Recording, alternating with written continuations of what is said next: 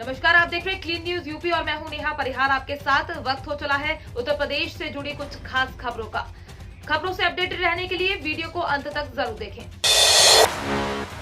PM Modi की सुरक्षा चूक के मामले में सुप्रीम कोर्ट का फैसला, आज जाने अभी तक का अपडेट। पंजाब में प्रधानमंत्री नरेंद्र मोदी की सुरक्षा में चूक के मामले में सुप्रीम कोर्ट आज फैसला सुनाएगा। सुप्रीम कोर्ट ने 10 जनवरी को इस मामले में फैसला सुरक्षित रख लिया था। तब सुनवाई के बाद सुप्रीम कोर्ट ने कहा था कि प्रधानमंत्री की सुरक्षा में हुई चूक की उच्च स्तरीय जांच होगी। सुप्रीम कोर्ट ने इस मामले में जांच सुप्रीम कोर्ट के रिटायर्ड जज से कराने की बात भी कही थी। गौरतलब है कि सुप्रीम कोर्ट ने केंद्र और पंजाब दोनों की जांच पर रोक लगा दी थी। 5 जनवरी को सुप्रीम कोर्ट ने पंजाब के फिरोजपुर में प्रधानमंत्री नरेंद्र मोदी की सुरक्षा की चूक की जांच के लिए एक सेवानिवृत्त सुप्रीम कोर्ट के न्यायाधीश की अध्यक्षता में एक स्वतंत्र समिति का गठन करने के लिए कहा था। कोर्ट ने सोमवार को इस मुद्दे पर अपना आदेश सुरक्षित रख लिया था। यूपी चुनाव में ओवैसी का मुकाबला योगी से है या अखिलेश यादव से? एआईएमआईएम प्रमुख ने दिए ये जवाब। 52 वर्षीय असदुद्दीन ओवैसी हाल के दिनों में देश में सबसे अधिक पहचाने जाने वाले मुस्लिम नेता के रूप में उभरे हैं। अपने पारंपरिक गढ़ हैदराबाद में 7 विधानसभा सीटों तक सीमित रहने वाली पार्टी एआईएमआईएम अब उत्तर प्रदेश में 100 सीटों पर नजरें गड़ाए हुए है। यूपी चुनाव में असदुद्दीन ओवैसी भी बड़ा फर्क ला सकते हैं। एआईएमआईएम अध्यक्ष का सबसे दमदार इंटरव्यू एबीपी न्यूज के कार्यक्रम घोषणा पत्र में हुआ। ओवैसी ने साफ कर दिया है कि यूपी चुनाव में उनकी पार्टी अखिलेश यादव की समाजवादी पार्टी के साथ गठबंधन नहीं कर रही। ऐसे में उनसे सवाल पूछा गया कि यूपी चुनाव में असदुद्दीन ओवैसी का मुकाबला योगी से है या अखिलेश यादव से। इस पर ओवैसी ने जवाब दिया, अखिलेश यादव और योगी आदित्यनाथ एक ही सिक्के के दो पहलू हैं। दोनों जातिवाद में डूबे हुए हैं। एक यादववाद की बात करता है और दूसरे ठाकुरवाद की बात करते हैं। बल्कि हम तो यूपी के ओबीसी हिंदू भाइयों से कहेंगे कि आपको हिंदू एकता के नाम पर ठगा गया है। यूपी बोर्ड परीक्षा में कई विद्यालयों के परीक्षार्थियों को तय करनी होगी 25 किलोमीटर तक की दूरी। जिले के यूपी बोर्ड के कई विद्यालयों के छात्रों के परीक्षा केंद्र काफी दूर बना दिए गए हैं। कई ऐसे विद्यालय हैं जिनके छात्रों के परीक्षा केंद्र 25 किलोमीटर की दूरी पर बनाए गए हैं, जबकि विभाग ने इनको केवल 5 से 10 किलोमीटर के अंदर के दायरे में ही दिखाया है।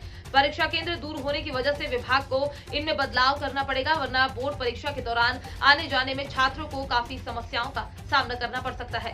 यूपी बोर्ड की हाई स्कूल व इंटर की परीक्षा मार्च के अंतिम सप्ताह में प्रस्तावित है। जिले में इसके लिए 132 परीक्षा केंद्र प्रस्तावित किए गए हैं। यूपी के इस जिले में कोरोना हुआ बेकाबू, लगाए गए नए प्रतिबंध। यूपी में 10 फरवरी से विधानसभा चुनाव की शुरुआत होने वाली, लेकिन प्रदेश में कोरोना की बेकाबू रफ्तार का कहर जारी है। ऐसे में प्रदेश के सबसे अधिक आबादी वाले जिलों में से एक कानपुर ने दैनिक कोविड-19 मामलों की वृद्धि को देखते हुए नए प्रतिबंध लागू किए हैं। कानपुर के जिला मजिस्ट्रेट विशाख जी अय्यर ने समाचार एजेंसी एएनआई से बात करते हुए कहा है कि मंगलवार को कानपुर में सक्रिय कोविड-19 मामलों की संख्या 1000 का आंकड़ा पार करने के साथ जिला प्रशासन ने नए प्रतिबंध लगाए हैं। अय्यर ने कहा है कि जिम और स्विमिंग पूल को तत्काल प्रभाव से बंद कर दिया गया है। साथ ही रेस्टोरेंट और खाने के जोड़ों को 50% क्षमता पर संचालित करने की अनुमति दी जाएगी। धर्म को अंधविश्वास बताने पर अखिलेश पर केशव ने साधा निशाना। उत्तर प्रदेश विधानसभा चुनाव में तारीखों की घोषणा के बाद से ही राजनीतिक सक्रिय हो गई है। नेता विरोधियों पर आरोप प्रत्यारोप का बौछार हो रही है। यूपी के उप मुख्यमंत्री केशव प्रसाद मौर्य ने ये सपा मुखिया अखिलेश द्वारा धर्म को अंधविश्वास बताने पर निशाना साधा। इतना ही नहीं, उन्होंने अखिलेश यादव को अपने बयान पर माफी मांगने को कहा है। ज्ञात हो कि एक चैनल पर बातचीत करते हुए अखिलेश यादव से पूछा गया कि मुख्यमंत्री रहते हुए कभी नोएडा क्यों नहीं आए, तो इस पर उन्होंने कहा कि वहां जो भी जाता है वो फिर कभी मुख्यमंत्री नहीं बनता। अपनी इसी बात को कहने के बाद वो ये कहकर हमारे बाबा भी नोएडा गए थे, वे इस बार मुख्यमंत्री नहीं बनेंगे। इस अंधविश्वास पर सवाल किए जाने पर अखिलेश यादव ने कहा कि धर्म भी एक तरह का अंधविश्वास होता है। यूपी के उप मुख्यमंत्री केशव प्रसाद मौर्य ने कहा कि धर्म को अंधविश्वास बताते हुए भगवान कृष्ण पर सपा मुखिया अखिलेश यादव के बयान से लोगों की भावनाओं को ठेस पहुंची है। उनके इस बयान से काफी लोग आहत हुए हैं। लाखों किसानों को लौटाना होगा 10वीं किस्त का पैसा, जाने क्यों। प्रधानमंत्री किसान सम्मान निधि योजना के तहत नए साल में पहले दिन 1 जनवरी को किसानों के खातों में 10वीं किस्त की रकम डाली गई थी। अब लाखों किसानों को किस्त की राशि लौटाना पड़ सकती है। जितने किसानों के खाते में रकम ट्रांसफर की गई थी उनमें 7 लाख से ज्यादा किसान अपात्र हैं। ऐसे में इन किसानों को 10वीं किस्त की रकम लौटानी पड़ेगी। जिन किसानों को किस्त की राशि लौटाना पड़ सकती है उनमें उत्तर प्रदेश के भी बहुत सारे अपात्र लाभार्थी शामिल हैं। जानकारी के मुताबिक ऐसे लोगों ने भी प्रधानमंत्री किसान सम्मान निधि योजना की रकम हासिल की है जो अन्य स्रोतों से कमाई के लिए इनकम टैक्स दे रहे हैं। कई लाभार्थी ऐसे भी हैं जो पीएम किसान योजना के तहत नगद लाभ प्राप्त करने के लिए अपात्र हैं। गौरतलब है कि इस योजना की शर्तों के अनुसार 6,000 रुपए सालाना किसानों के बैंक खातों में 3 किस्तों में जारी होती है। अपात्र लाभार्थियों को यूपी विधानसभा चुनाव 2022 खत्म होने तक पैसे वापस करने होंगे। चुनावी घोषणा की वजह से बिजली उपभोक्ताओं ने बकाया बिल देना किया बंद, जाने वजह। उत्तर प्रदेश में पावर कॉर्पोरेशन ने बिजली में बकायेदारों के लिए एक मुश्त समाधान योजना शुरू की थी। शुरू में काफी संख्या में बिजली उपभोक्ता योजना का लाभ उठाने के लिए आ रहे थे, लेकिन चुनावी सुगबुगाहट शुरू होने पर और पार्टियों द्वारा फ्री बिजली देने की घोषणा के बाद कम संख्या में बकायेदार आ रहे हैं। बकायेदारों को उम्मीद है कि घोषणा करने वाली सरकारें सत्ता में आई तो हो सकता है बकाया बिजली का बिल माफ हो जाए। समाजवादी पार्टी और आम आदमी पार्टी ने प्रदेश में सरकार बनाने पर 300 यूनिट बिजली फ्री करने की घोषणा की है।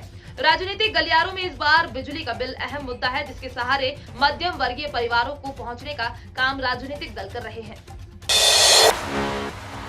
इन बैंकों में मिल रही है सीनियर सिटीजन को 6% से भी ज्यादा की ब्याज दर, जाने इसके बारे में। देश में ऐसे कई बैंक हैं जो सीनियर सिटीजन को एफडी पर अच्छी खासी ब्याज देते हैं।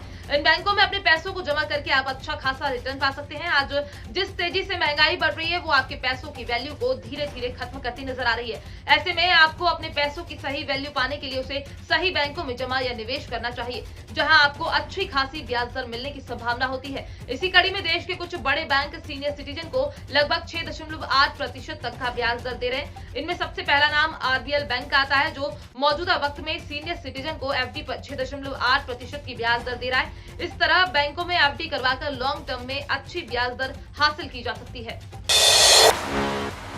छोटे कारोबारियों को 50 लाख तक का लोन मिलेगा महज 30 मिनट में, जानिए कैसे। देश के छोटे कारोबारियों के लिए एक अच्छी खबर है, अब उन्हें 50 लाख रुपए तक का लोन झटपट मिल सकेगा। फेडरल बैंक ने सूक्ष्म, लघु और मध्यम उद्योगों को ऑनलाइन लोन की सुविधा प्रदान करने के लिए एक प्लेटफॉर्म लॉन्च किया है। फेडरल बैंक ने दावा किया है कि उनके इस प्लेटफॉर्म फेडरल इंस्टा लोन पर छोटे कारोबारियों को 30 मिनट में 50 लाख रुपए का लोन मिल जाएगा। बैंक का कहना है कि उसका प्लेटफॉर्म एल्गोरिथम का प्रयोग कर जल्द किसी भी कारोबारियों द्वारा लोन लेने के लिए अपलोड किए गए डॉक्यूमेंट्स को कैप्चर करता है। इसके लिए समय की बचत होती है और ऋण सेवा प्रदान करने के समय कम लगता है। फेडरल बैंक का कहना है कि ग्राहक को लोन अप्लाई करने के लिए बैंक शाखा में नहीं जाना होगा, वो ऑनलाइन लोन के लिए अप्लाई कर सकता है। आवेदक को ऑनलाइन प्लेटफॉर्म पर इनकम टैक्स रिटर्न, बैंक खाता स्टेटमेंट और माल और सेवा पर डिटेल कर अपलोड करना होगा। सुबह घने कोहरे के बाद निकली धूप, मिनिमम तापमान 11 डिग्री रिकॉर्ड हुआ। कड़ाके की ठंड में बारिश के बाद अब पश्चिमी विक्षोभ का असर खत्म हो गया है। बुधवार सुबह से चल रही ठंडी हवाओं ने गलन बढ़ा दी है। हालांकि बुधवार सुबह घने बादल छाए रहे, लेकिन दिन चढ़ने के साथ ही धूप निकली और लोगों को राहत महसूस हुई। वहीं ठंड के चलते मिनिमम टेम्परेचर 11 डिग्री और maximum temperature 21 degree Celsius record किया गया है। सीएससी के मौसम वैज्ञानिक डॉक्टर एसएन सुनील पांडे के मुताबिक बादल छाटने के साथ ही रात के तापमान में तेजी से गिरावट होगी, इससे सर्दी और बढ़ेगी। तो ये थी दिन भर की 10 बड़ी और अहम खबरें। खबरों से अपडेटेड रहने के लिए क्लीन न्यूज यूपी को सब्सक्राइब करना बिल्कुल ना भूलें और आप खबर कहां से देख रहे हैं हमें कमेंट में जरूर बताएं और वीडियो को लाइक भी करें।